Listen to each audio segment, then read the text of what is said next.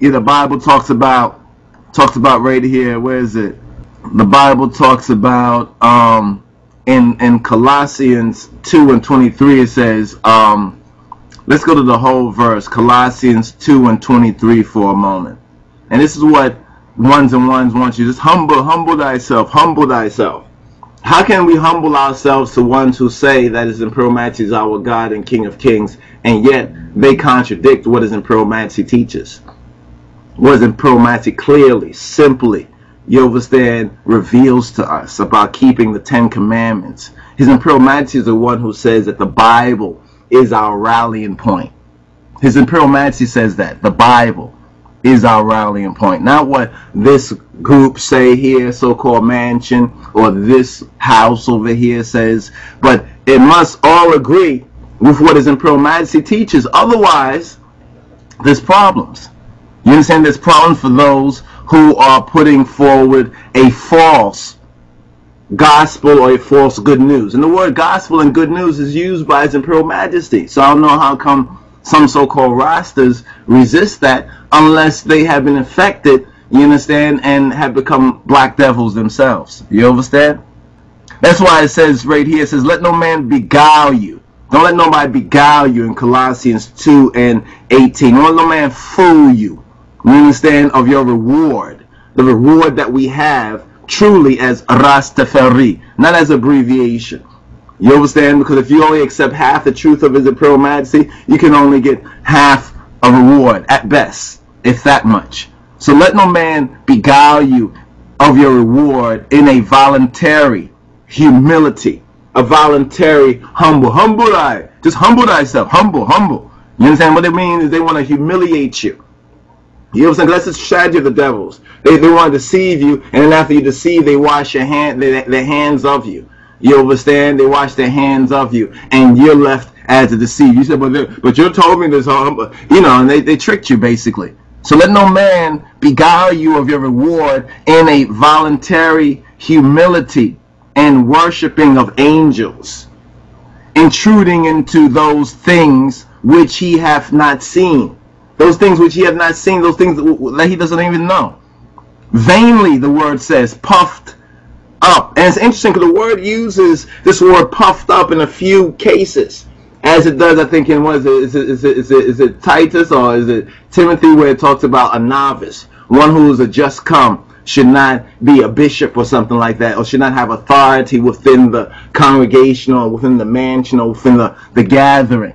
You understand? You know, puffed up. And the word puffed up actually does mean and refers to smoke. You understand? Even in the word, because they used smoke and incense back in the biblical times. You understand? Vainly puffed up by his fleshy mind.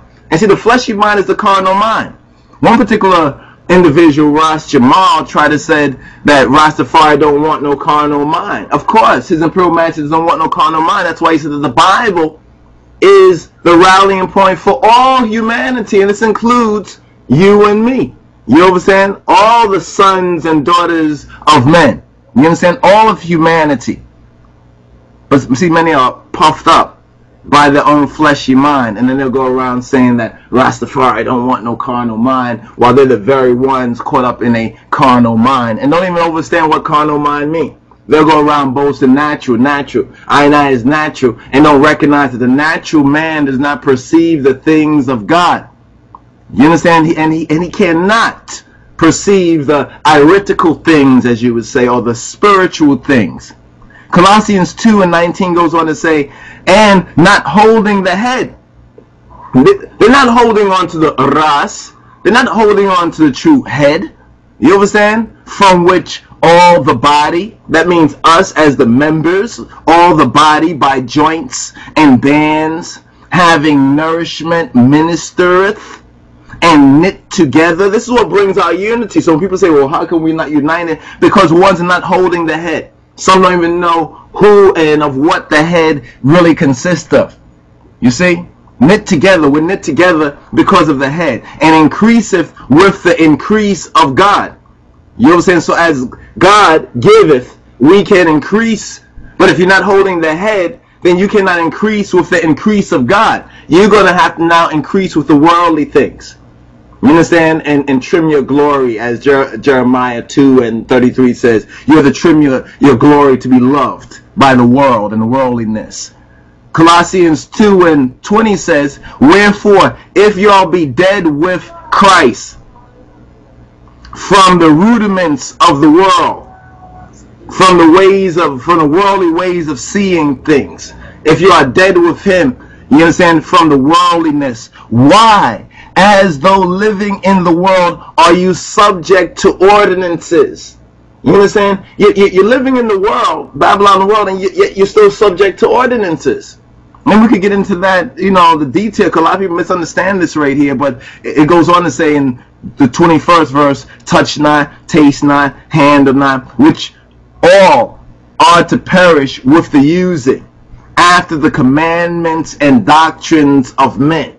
It's not speaking about the commandments in the Bible. See, a lot of people think when it says this right here, it's speaking about the law that's in the Bible, the law of God. The law of God is not the commandments and doctrines of men. There's a total difference right there.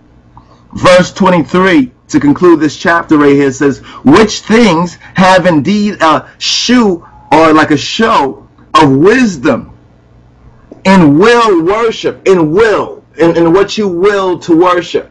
You understand?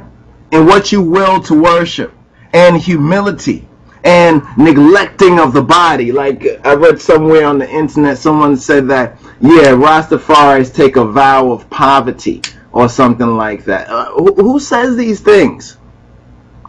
Who says these things? Who says these things? Who says these things?